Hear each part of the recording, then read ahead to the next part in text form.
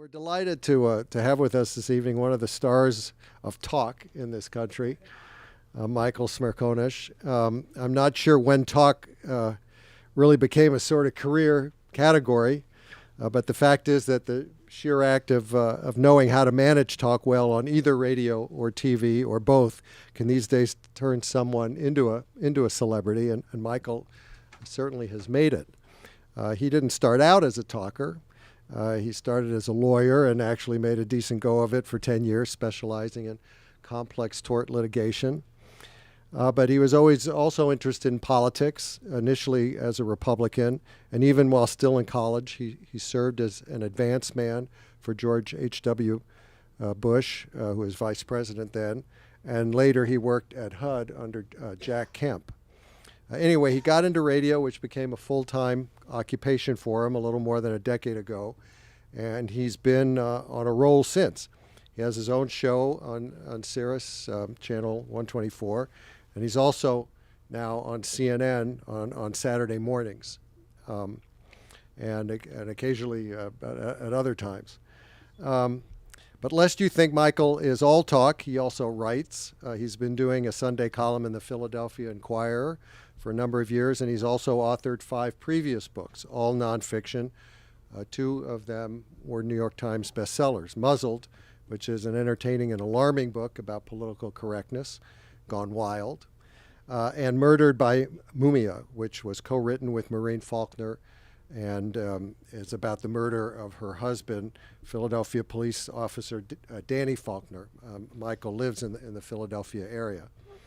His 6th and latest work, titled appropriately Talk, is his first novel. It's a political thriller involving, as you might have guessed, talk radio and politics. Conservative talk radio, though not liberal, and I guess that's because there really is nowhere near as much left-wing talk as right-wing. The book follows a rising star in conservative talk radio who's forced to balance his ambition with his conscience, and the radio host gets promoted to a Tampa radio station just as Florida becomes critical in a presidential election, and the host, who's a very influential voice, ends up holding a key to the election. And that's all I'm going to say about the book, except that it's entertaining and very gripping, and I'm halfway through it. And I wouldn't have put it down except that I had to come out here and introduce Michael. So, ladies and gentlemen, please join me in welcoming Michael Smerconish. Thank you, Bradley. You'll be interested to know that Marina Ein, who is the publicist for Talk, is here tonight. It was not her responsibility to orchestrate where I would go to do events and signings and so forth, but rather to arrange interviews for the book. But she nevertheless saw the schedule of the rollout. And when she slid her finger down the column and came to, I'll say, a chain store that shall remain nameless in the Virginia suburbs, she said, "Why are you going there?" And I said, "Well, what do you mean?" And she said, "Well, you should be going to Politics and Prose." And I said, "So I've heard." And then the night that I found myself at that nondescript chain store in the suburbs of Virginia, Haven Pell was there. And he came up and greeted me and he said, "Great to see you, but why are you here?" And I said, "What do you mean?" And he said, "Well, you should be at Politics and Prose." And I said, "So I've been told, can you help me?" And here I am. Thank you, Haven. Thank you, Marina. I appreciate the suggestion, and it's nice to be here. I have other friends who are here tonight. TC is the best producer in all of radio, and she accompanied me here tonight, and it's great to have her with me. It's great to have Dan Henning, who is also with TC. Monique Lyons is sort of the third wheel of our team of 4 in putting on the program on a day-to-day basis on Sirius XM. Catherine Caperton is also here from the POTUS channel, which is the channel where I'm heard on Sirius XM, and I feel comforted by having so many friends and some old friends who are here tonight as well. Barry, nice to see you. It's been far too long. 20 years. You didn't have the ink when we were last together. Didn't we both? Yes. Didn't we both? So on the way here from Philadelphia tonight, I filed my Sunday column for the Inquirer. And I thought I'd give you a little insight into the column that I just filed because it directly relates to the subject matter of the. And Dan's parents are here. Madge, nice to see you. Mr. and Mrs. Henning, it's nice to see you both. So I filed a column in which I'm commenting on this Pew Research survey that was just published within the last 10 days and got a tremendous amount of attention from all of the major news outlets. And the headlines were similarly ominous in the way that they characterized what was the largest ever sample of American political attitudes by the Pew Research Center. The New York Times, by way of illustration, polarization is dividing American society, not just politics. The Washington Post, in putting a headline on this new Pew Research, said, "In polarized United States, we live as we vote." Politico, polarization highest in recent history. And at CNN.com, Bruce Stokes, who's the director of Global Economic Attitudes at Pew, offered his own summary of what the data shows. And he said this: "If you thought that political polarization in America was bad, think again, because it's worse than you thought. And if you're under the impression that dysfunctionality in Washington is merely a product of partisan political gamesmanship on Capitol Hill, try again, because a new survey finds that the divisions inside the Beltway actually reflect a deep ideological divide within the U.S. public that manifests itself not only in politics, but in everyday life." Well, I'm not buying any of those conclusions about the data that's just been put forth by Pew Research, because while others are seeing a confirmation of that which divides not only Washington, but Americans in each of their neighborhoods, I'm seeing something else.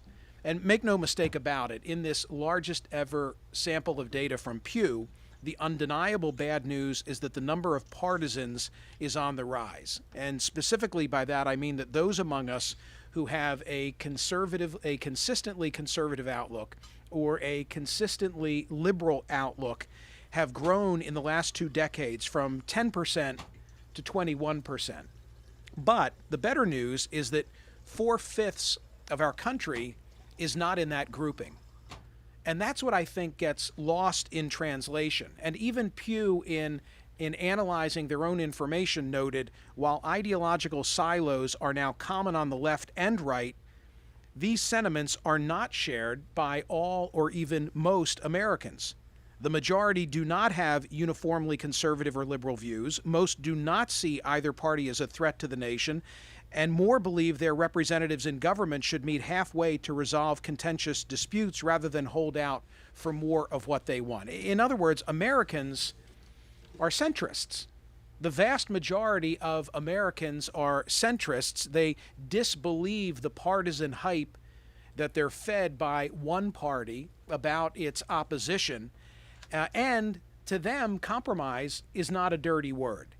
And I thought that was significant because it was also confirmation of many other things that I've read in the last few years in this heightened climate of gridlock and polarization. Just this past January, Gallup took a survey and determined that 42% of Americans are not R's and are not D's, but rather they are I's. They are independents. Similarly, a year ago, Esquire magazine put together the Romney polling team and the Obama polling team and gave them the assignment of trying to determine exactly how many among us are really in the center. And their number was 51%. You'd never know that if your only source of information were the cable television news outlets or, even worse, talk radio. And I think that this polarized media climate is directly responsible for the polarization and the gridlock that exists in Washington today. And that's what I set out to describe in writing this book.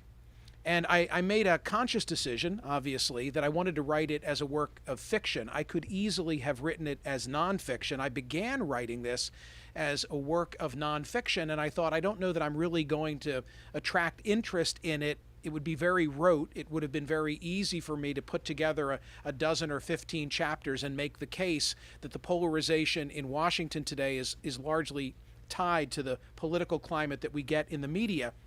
But I thought it would be more interesting for me as the author, and I thought that it perhaps hopefully would be more interesting for the reader if I tried to make all of these arguments through the eyes of a fictitious talk radio host based in Tampa, Florida. And I'll come back to Stan Powers and talk about him in a moment. But let me back up and say that I have been paying attention now for 35 years. On a day-to-day basis, as Bradley mentioned, I'm spending 3 hours a day hosting my own radio program on Sirius XM.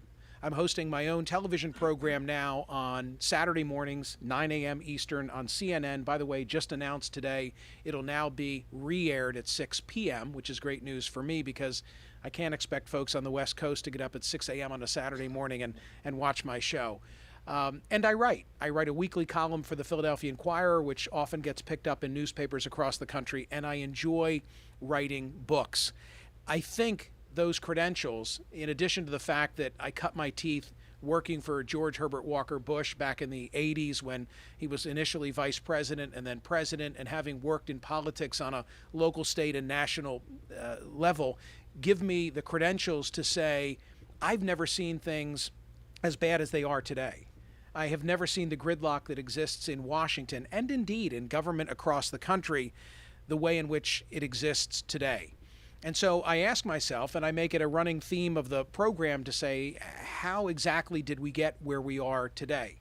Especially when, in the era in which I became involved in the early 80s, on Ronald Reagan's watch, the Senate was 60% comprised of moderates. You know, so many moderates existed in the Senate at that time on both sides of the aisle that among Republicans they had their own gathering organization. They called themselves the Wednesday Lunch Club. And you had Bob Packwood in that organization, and you had Bob Dole, and you had two from my home state of Pennsylvania, John Hines and Arlen Specter. You had Alan Simpson, and you had Nancy Kassebaum. If I stood here long enough, I could probably identify all of them for you. 60% of the Senate on Ronald Reagan's watch comprised of moderates. Today, none.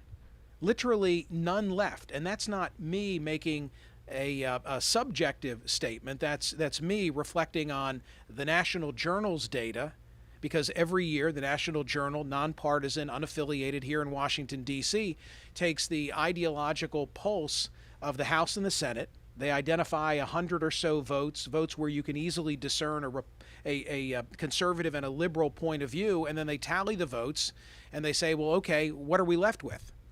And what they have found for the last several years now is that every Republican is more conservative than every Democrat. Every Democrat is more liberal than every Republican.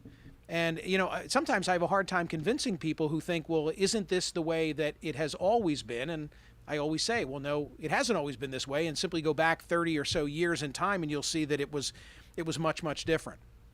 And then I say to myself, well, in those 3.5 decades that I've been paying close attention, what else changed?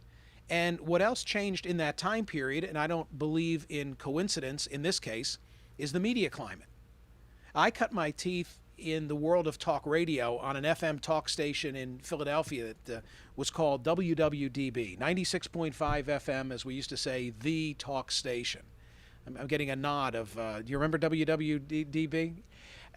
The hosts at WWDB when I came of age were this kind of odd assortment, odd in terms of having widespread political views.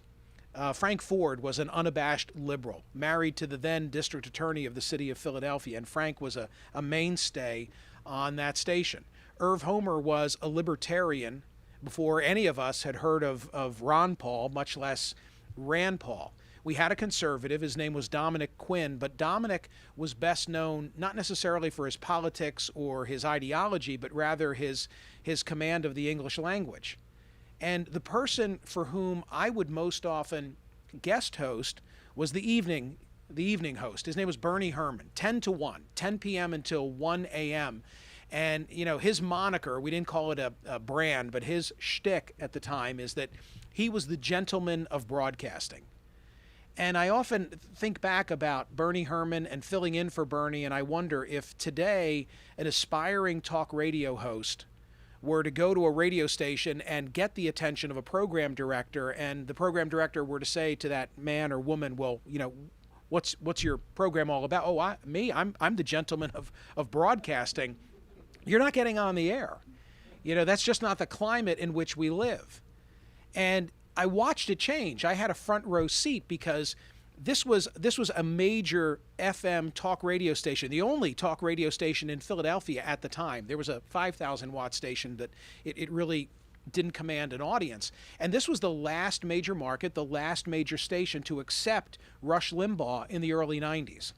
And so I watched the whole genesis of what became at that station and radio stations across the country. Limbaugh had success as a syndicated talent in Sacramento. This was at the time of the first Gulf War under George Herbert Walker Bush's watch.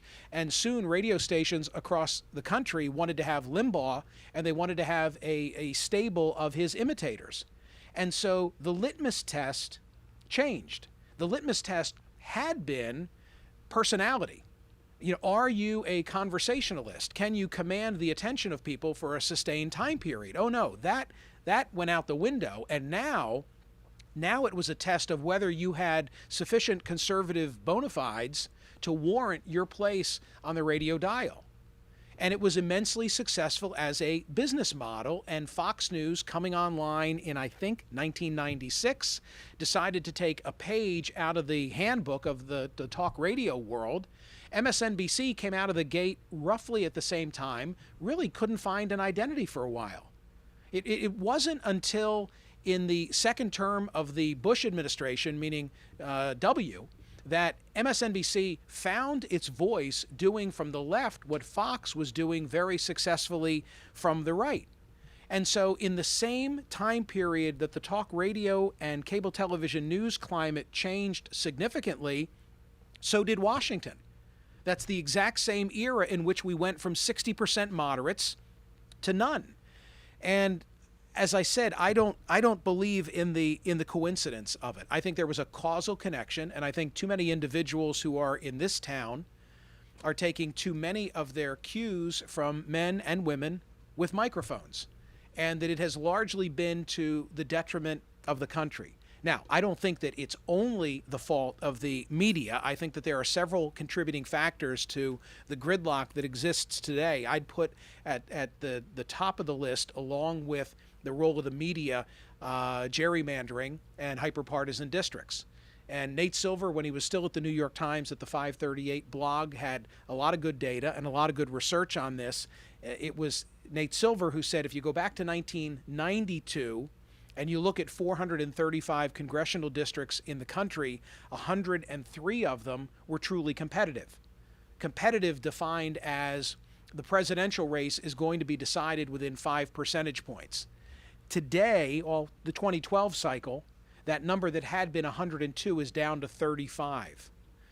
I spoke in California 3 weeks ago, and on this very same subject of polarization. The day that I was there, the LA Times had a story that said of all of the congressional districts in California, and they have more than 24, probably closer to 36, one was going to be truly competitive. And according to the Cook Political Report, there were only 7 competitive districts in the nation this year.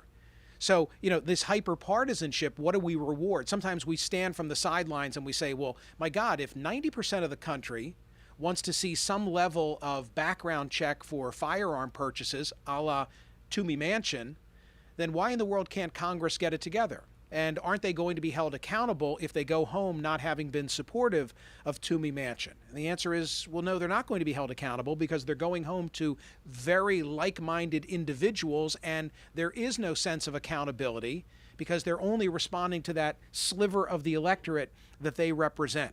So I get it. Hyperpartisan districts, gerrymandering are a big factor. Thus far, although it's a little bit early to write the conclusion, I'm encouraged by what I see in California with the top 2 system. California has now gone to a system where the top 2 finishers in a primary, regardless of their party affiliation, come back and square off in the general election. That's the kind of thing that I think is going to hopefully bring competition and new blood to Washington. Closed primaries are another factor. The idea that only Republicans get to vote for Republicans in a primary and only Democrats get to vote for Democrats. you take a look at what has gone on with the nomination of the Todd Akins or the Richard Murdochs or the Sharon Angles or the guy in California or in Alaska, Joe, somebody help me. Joe Miller, right? Wasn't it Joe Miller? Am I right about that? You know what I'm talking about. Those individuals who can win the battle but lose the war. My favorite example is Christine O'Donnell. I mean, here's Mike Castle in Delaware, who had been a governor, who had been a member of Congress, runs for the U.S. Senate. Christine O'Donnell runs against him in a Republican primary, best known for what? Best known for having proclaimed her witchcraft in front of Bill Maher. And she wins. And how did she win? Because 12% of the electorate came out. The same percentage, by the way, that came out in Eric Cantor's defeat in Virginia just 2 weeks ago, and I recognize that Virginia is an open primary state, but those low interest elections bring out the partisans, the very passionate, and who are they? They are the ideologues among us. Another factor, if you were saying to me, what accounts for the gridlock in Washington today, and after I lay out my case for the media influence in this, I would talk about fundraising. Because I think that the money aspect has had disastrous consequences. You know, they are, these members of Congress, they're really only in this town Tuesday through Thursday and pretty much during a school calendar year. And the rest of that time, they're largely at home and they're raising money. I'm a big believer in the idea that when people get together and break bread and have a cocktail, they become more civil toward one another in their day-to-day existence.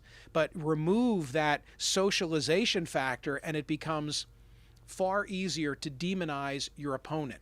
And I think that the role of money and the lack of people establishing roots here in Washington when they're elected to the Congress is another contributing factor. There's a book out by Bill Bishop talking about the big sort. This would be another item on my list of what's driving the gridlock that exists today. The idea of the big sort is that whereas we used to be a society that belonged to the Elks, whereas we used to be a society that belonged to veterans of foreign wars, the local VFW, and would bowl in leagues, almost like that other book, Bowling Alone, something happened post-1960s where we kind of broke apart, and when we re-engaged, we engaged according to our very particular and identified interests. Think of it this way. Think about the people that I know you know who get all of their news from the triumvirate of Drudge, Fox, and talk radio. And think about others who rely exclusively on MSNBC and Huffington Post. Very emblematic of what Bishop describes as the big sort, where we're now associating in tribes of our own. And those interactions with people who are of a different mindset, I think, is another contributing factor. I could probably give you 5 more that I think have value, but I'll give you just one additional factor in terms of what drives polarization, and that would be social media. Robert Reich wrote a piece that caught my eye months ago. I'm not sure if it was the Wall Street Journal or the New York Times, but it was on the subject of bile. And Reich, who had been Clinton's labor secretary, said that he'd been going through an airport recently and someone verbally accosted him and called him a commie pinko. Seems a little dated, by the way, doesn't it, to call somebody can't you come up with something better than a commie pinko? And he said that, it caused him to have an exchange with this individual and wanted to know, like, where are you getting this from? What would cause you to say such things? And Reich then launched into a conversation about what he thinks drives this kind of incivil communication. His theory, by the way, was income inequality, which is much more in his wheelhouse than it is in mine. But in making his argument, he talked about social media. And as someone who does what I do for a living, it's kind of incumbent upon me to have a Facebook page and a Twitter account. And it's kind of odd, by the way. People are much more hospitable toward me via Twitter than they are on my own Facebook page. But the point is, in both of those forums, people say things that no one has ever said to me, thank God, face to face. And this whole notion of anonymity in social media, I think, is another contributing factor to the incivility among us. I worry about, my wife and I have 4 kids, 3 of them are teenage sons. And I worry about them because I think they're growing up devoid of social interactions. You know, I'm of an era where if you wanted to ask someone on a date in high school, we had this new invention. It was a push button phone. And you would dial on that push button phone, you know, her house, and live in fear that her father would answer the phone. And you'd have to talk your way through him in order to get to her. And I've learned from my sons, that's just not the way it is anymore, Dad. You can just, you know, text message and see if things are going to happen. Well, I think in that process, we're losing the ability to deal with one another. And I look at some of the vicious nature of what goes on in social commentary. I mean, I'm a news junkie. Every day at 5 a.m., I'm perusing 24 newspapers. And as much as I try not to, I'm looking at comments that are appended to those main stories. And, you know, does it take me 2 comments or 3 comments, regardless of the subject, before it devolves into a debate about Obama, regardless of what the subject matter may be? I don't think that's healthy. So, to come back to why I'm here, I had all of this in my head. You know, this is my world. I mean, I have to compete in this environment. And I frankly had had enough about 2 years ago, because my mainstay is to deliver a 3-hour radio program Monday through Friday. And I was on 80 stations across the country, primarily 80 AM stations, where I was surrounded by individuals with a very doctrinaire point of view that I didn't share. And you would stumble upon me, perhaps, and I say stumble upon me because you would come to those outlets looking for conservative talk. And if now you stuck around long enough to hear my program, I would have appeared to you to be the commie pinko that somebody once called Robert Reich.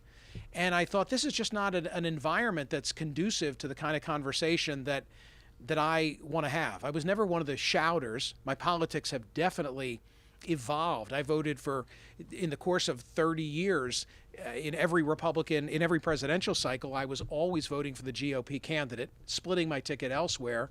And my break came in 2008.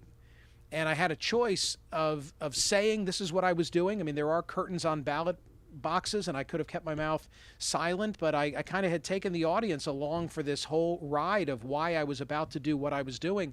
And after I publicly said, here's how I'm voting, I'm not telling you how you should vote, but I want to explain my rationale, that became a pretty inhospitable place for me. And coming to Sirius XM and the POTUS channel in particular was really the right environment. But I wanted to do more than just talk about these things. I wanted to put them in print. My column often in the Inquirer, like this Sunday, deals with polarization. And that's when I decided I'm going to write a book on this issue, and I'm going to go deep on the subject of how we have ceded too much of the ground for our discourse to the chattering class. And so I came up with a character. His name is Stan Powers, and I placed Stan Powers in Tampa because Tampa is in the heart of the I-4 corridor, much like the suburbs where I live in Philadelphia. You win the I-4 corridor, you win Florida. You win Florida, as we learned in 2000, chances are you're going to win the presidential race. So Stan Powers is a talk radio host in Tampa, Florida on WRGT. Think about that. And Stan Powers is kind of ill-suited for the position in which he finds himself, because he grew up a stoner and a slacker in Fort Myers, Florida, tending bar in a redneck joint on Route 41, where it was pointed out to him he has a knack for picking good songs. And by good songs, I don't mean songs that people like to listen to. I mean songs that people like to drink to. And so the man who owns Shooters, this very Confederate establishment, puts him in charge of the house sound when the live acts are not playing. And so successful is Stan Powers, at birth Stanislaw Pawlowski, I guess a tip of the hat to my own heritage, that he's given more and more latitude to dictate what the music will be among those who are coming to listen in the bar. And it's pointed out to him by a summer love interest that, you know, maybe there's a career in this for you. He becomes a disc jockey, has success, works his way up the radio ladder, finds himself doing afternoon drive in Pittsburgh, which is a medium market. He's making a decent living. And now the opportunity arises for him to go back to his home Florida and do what is the sort of a time slot morning drive. And in the process of his relocation to the state of his birth, the station where he's going to work is purchased by a religious conglomerate wanting to get into the talk radio industry. And so they say, well, you're under contract and we owe you the money, but why not try your hand as a talk radio host? To which he says, I know nothing about talk radio. I'm not a political person. I don't even follow the news of the day. What makes you think I could do it? Don't worry is the answer, because we've hired the guru to the stars. We've hired Phil Dean. Phil Dean is the talk radio whisperer. And so this picture emerges of Phil Dean, who was burned out himself from the radio industry, but he is the sort of the puppeteer who is guiding conservative talk radio hosts across the country, giving them their daily talking points. And the picture that I present is one of a very formulatic paint-by-numbers scheme where you frankly don't need a lot of skill. You just need to say these things and then repeat them, bang the president and keep moving, and people will respond. And Stan Powers finds it remarkably easy to become, because of where he's located, a kingmaker. Now, with a presidential race on the horizon, all of the GOP candidates are currying favor with him because they want his stamp of approval, because they want to win Florida. And so not only is that taking place, but the GOP convention is coming to town. And Stan is thrilled with the notion of his rising star, but increasingly uncomfortable with the idea that in order to attain his professional goals, he's going to have to betray his own moral code. And so the conflict that builds is one of, what's he going to do in the end? Is he going to be true to himself, or is he just going to take the money and run? And that's talk in a nutshell.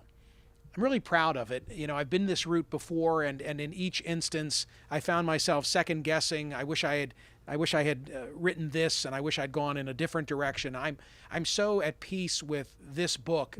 It's intended to be a bawdy read. I hope you'll buy it. I hope you'll buy it at Politics and Prose. Beware of the language, and I kind of serve notice in the very first sentence of the book. In terms, because I thought people are going to be, you know, they know me, if they know me as an author for Murdered by Mumia, and all of a sudden this is going to be a bit of a shock. So I better let them know up front, this is not what you may have been anticipating. That line, though, like much of I'm not, it's kind of funny, I'm comfortable writing it, I'm not comfortable saying it while I'm being videotaped. But if you look at that first line of the book, is something actually said to me by a radio consultant, as are many of the other instances that I write about in the book. I am not Stan Powers. I never on air said things that I didn't believe. I've said plenty of foolish things over the years, but at the time, I believed them all. What can I tell you? I'm not this guy. But I did try to weave together things that had happened to me along the way, and I'm hoping that readers, as they read the book, will be kind of scratching their head and saying, my God, is that the way it really works? And in large part, the answer, I hate to tell you, is yes. So it's meant as a wake-up call to entertain you, and also for you to say, why have we allowed this power to be vested in these hands? And maybe it's time to wake up, particularly among independent thinkers, and become more engaged in the process. So thanks so much for allowing me, Bradley, to lay it out, and I'll stop at this point and hope that there are comments or questions. Hey, the website said beer and wine. Beer and wine. I'm looking at natural spring water, but that's okay. I'm kidding.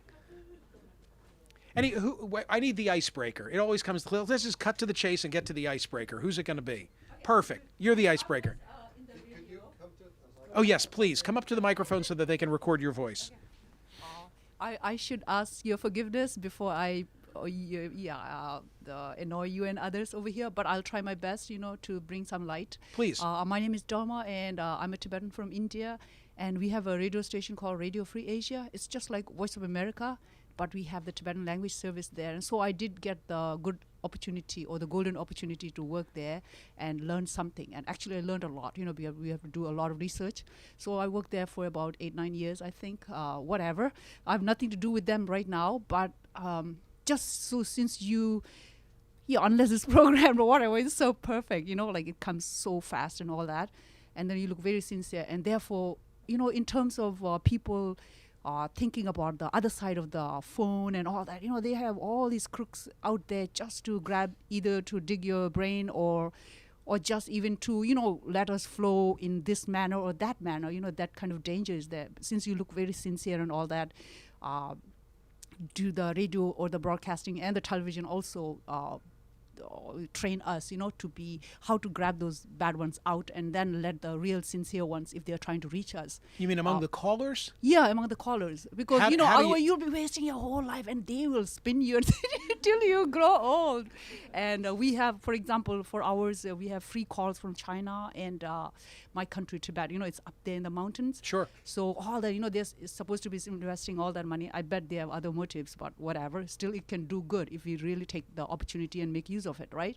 So do you guys get trained in all that kind of stuff? And then plus other, yeah. I have been so liberated of the negativity. I can't tell you. There was a sea change in going from terrestrial AM radio to POTUS on Sirius XM. The demographic is different. I have said, so I may as well say it here while the camera rolls, that I think that the AM band of talk radio is facing the same existential threat as the Republican Party. It's just too white, too male, too old, and too angry. And I reached a point in my life, I could be practicing law, again, day to day, or doing any number of things. And I decided that this is not personally stimulating for me to engage in the kind of conversations that I was having in that forum. And just as I was having that kind of an awareness, SiriusXM came to me and said, we have this channel. We're going to give you a lot of opportunity to do that which you would like to do. And I hoped it was going to be a good fit. I really didn't know until I got there. And it's just been wonderful. So on a day-to-day basis, if you listen to my program, and now I see Monique is here, Monique Lyons, who answers the phones here in Washington, even though I am in Philadelphia broadcasting the program. But very rare, wouldn't you say, Monique? Very rare do we deal with nasty callers or very negative. And I when it happens, and maybe it's once every 2 or 3 months, I immediately let them know, whoa, you're mistaken. You're on satellite now. You think you're on AM. Go back to where you came from, because we're trying to have a conversation here. Is that fair? Oh, step on the microphone. I want you on the record on this. Poor Monique. She just taught tennis lessons after getting off the air. Now I've worked her into my. I got all dolled up for you, Michael. Speak to the level of discourse that we try to have on a day-to-day basis. Well, we were talking about nasty callers. We don't get many, and every once in a while, someone will be really, really rude, and I try to contain myself. But thanks for calling. But they're the exception. Yeah, the exception for sure. Everybody wants to engage in your conversation and share their side of the story, or enlighten you. Quite often they're educating all of us on a particular topic. So I think that's what's so interesting, that not only do we learn, we get a number of sides, because we do get callers that say, Michael, you're missing the point. And we put them on the air All the first. time. Yep. First. Exactly. Yeah, I mean, and now they have figured it out. I mean, by the way, I have to talk to you because we need to rein this in. The way to get on the air is to say, Michael is missing something. And now that I've said, well, Monique is calling from Poughkeepsie and wants to tell me that I am missing something, now that I've verbalized that, I think they know, I see. If I want to get on the air, what I have to tell Monique, the call screener, is... I haven't gotten into that too much, and so I think I'd catch on quickly. Good. But I think, right? I mean, we like to hear differing opinions. Mm-hmm. A day like today, I'm here in Washington, so a day like today, I should tell you, we talked all about the trademark issues surrounding the Redskins. Oh, yeah. And all viewpoints were represented. How boring it is if it's monotonous and only people taking the same perspective. That's just not a brand of talk radio that I would like to be involved in. Exactly. Anyway, thank you for being here. Well, thank you. Who's next? So, Michael, I have a question. Yes, sir. You mentioned the whisperer figure that you have. Yes. The great whisperer, Phil Dean. Is there somebody like that out there? Probably the most popular question I get asked from people who've read Talk, who is Phil Dean? Phil Dean is not one person. Phil Dean is a composite figure based on a number of consultants who over the years have given me the kind of advice that Phil Dean gives to Stan Powers. So there's not one individual. I'll give you a great example. At a certain point, Phil Dean, the consultant, who is in this Adobe shack in Taos, and the picture that I try to present is one of him with headphones and the ability to tap into talk radio stations all across the country so he can listen into how his clients are doing relative to the talking points he's given them. And at a certain point, Phil Dean says to Stan Powers, the protagonist in the book, Stan, you've got to hang up on at least 2 people per program. And Stan is kind of perplexed by this. Well, how am I going to know who to hang up on, and why am I necessarily going to hang up on people? And that was told to me. You know, there was a consultant hired by a radio station who said to me, "You're never going to cut it in this business because you are insufficiently nasty." I don't know what his word choice was. You got to hang up on more people. And I said, well, if they deserve it, I guess I will, but why would I just hang up on them for the sake of hanging up? That's just the way that it is. That's the way it works in this business. So those bits of advice, yes, they really have been given and are still being given in the industry. Yes, sir. She was waiting. Oh, I'm sorry. I apologize. So you made a really good point about social media and the way that it sort of spawns vitriol. As someone who came of age in the age of Facebook, I was wondering if you think there are any ways that it can actually spawn, positive discourse. Well, I guess the positive discourse that can come from social media is where whistleblowers say things that they don't feel comfortable saying if they had to reveal themselves.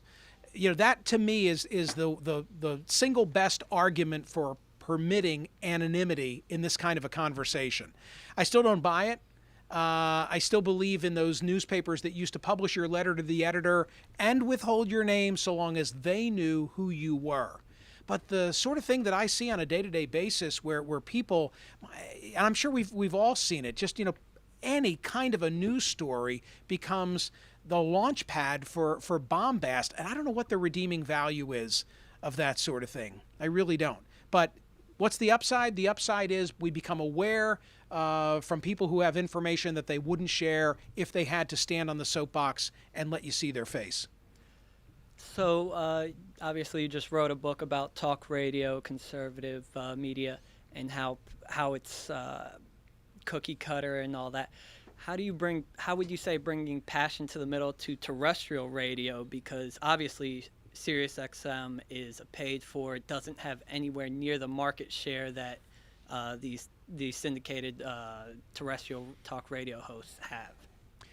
Well, I think that terrestrial talk radio, unless it changes, much like the GOP, is on an identifiable timeline where it will come to an end. It's either going to change or it's going to die, because through attrition, that constituency just isn't going to be there.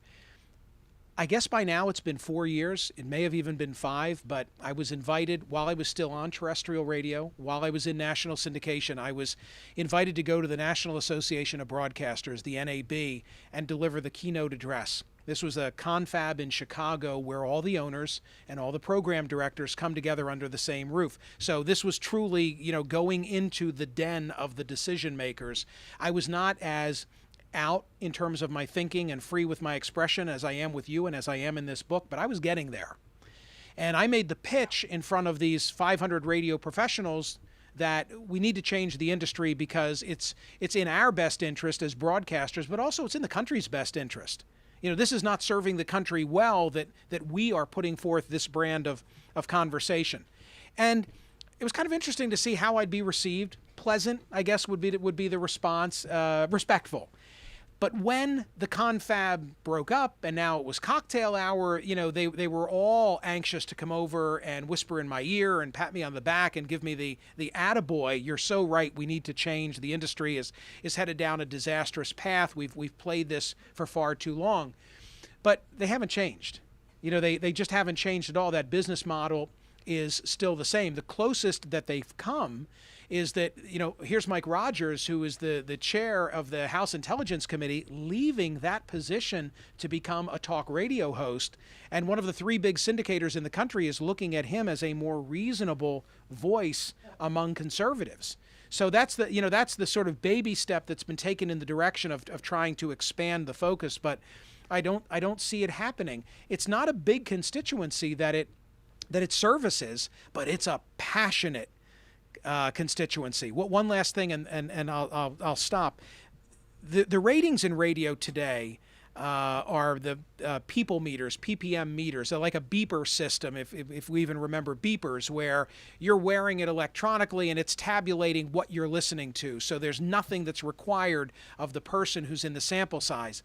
It didn't used to be that way. When I got started in the business, it was an old-fashioned Arbitron diary system, and you'd be paid $1 a week in a fresh $1 bill if you would agree to be an Arbitron family. And the way that typically those families would operate is that at the end of the week, they'd go back and they'd have a 7-day schedule, and then they'd try and remember what had they been listening to all week long. When I was not syndicated on a radio station in Philadelphia, in afternoon drive, I was getting better ratings than Limbaugh, Hannity, and I guess Beck was not yet on the station where I was located. And once a year, Arbitron would come in and make a presentation, and they would show us the diaries. And you'd get to see where people had filled out the diary, and also there was a free-flowing comment section. And what I remember is that I never made the comment section. People would never say anything about me in the comments. I would get credit for their listening. It was almost like a more passive form of listening, but I wasn't the sort that it's Smerconish, we need more of. But Limbaugh and Hannity, they would get that hell yes kind of a reaction from the crowd. It taught me a lot about passion to look at those diaries, and passion is what wins this race. And in the same way, then, it translates into who comes out to vote in a closed primary state, in a congressional race with a hyperpartisan or gerrymandered district. It's all related, and it's driving us, I think, off a cliff. I like your hat. Thanks for wearing that. Thank you. Fellow Pennsylvania trial lawyer. All right.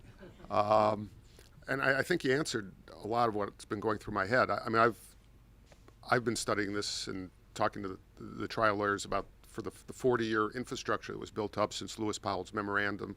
You mentioned Wednesday noon meetings. There's the Wednesday talk group that Grover Norquist has, feeding his side of the story and things like that. Just a couple things that go through my mind, and one is I think when Reagan started and he made the statement that government is the problem, a lot of the people around him and a lot of people that were in government at that time knew he was kind of putting them on because they were working with government or trying to make government work for them. Now we have a whole generation that's grown up really believing that stuff.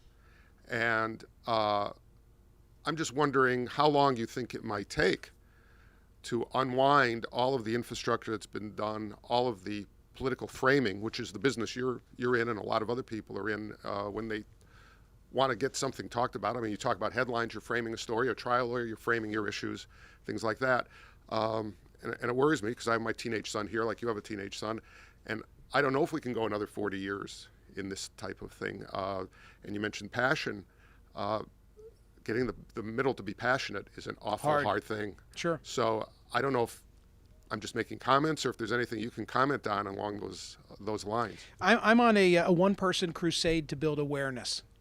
I don't have the solution to all of this. The best that I can do with each of these platforms that I've been afforded, writing, radio on a day-to-day basis, because this is a constant theme now on CNN. I'm going to do a commentary on Saturday morning on CNN all about rebutting the Pew poll and saying, hey, this is not bad news. This is good news. The silver lining is that the power rests in the middle.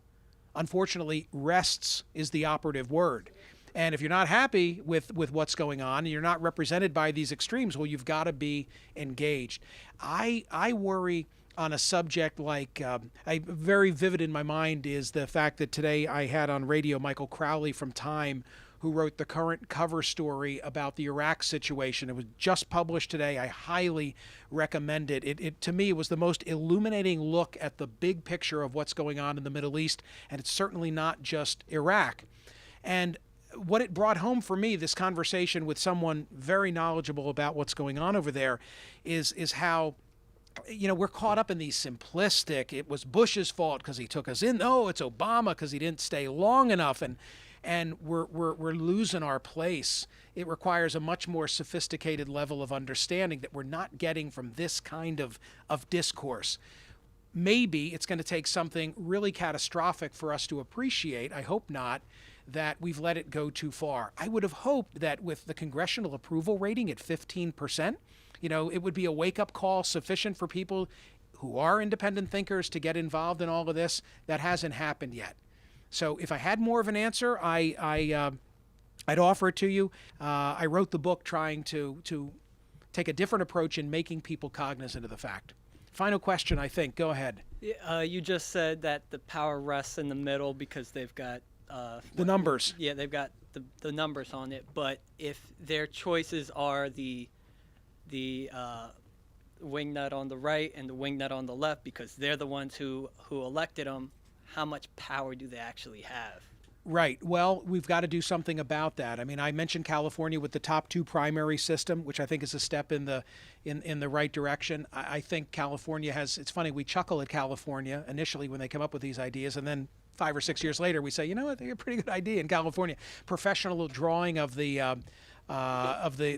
congressional lines would be a step in the right direction. We do need campaign finance reform, which would be another step in the right direction. I thought there was going to be a third presidential offering in the last cycle. They really did. Americans Elect was successful in getting ballot position, I think, in 48 states. They couldn't find someone that they thought was suitable to be the candidate in that circumstance. There are ways to address it, but it begins with first coming to terms with the fact that it's out of control and those on the far right and the far left are not serving the best interests of anybody in the country. Thanks for coming out on a school night. It's awfully nice to be at Politics and Prose.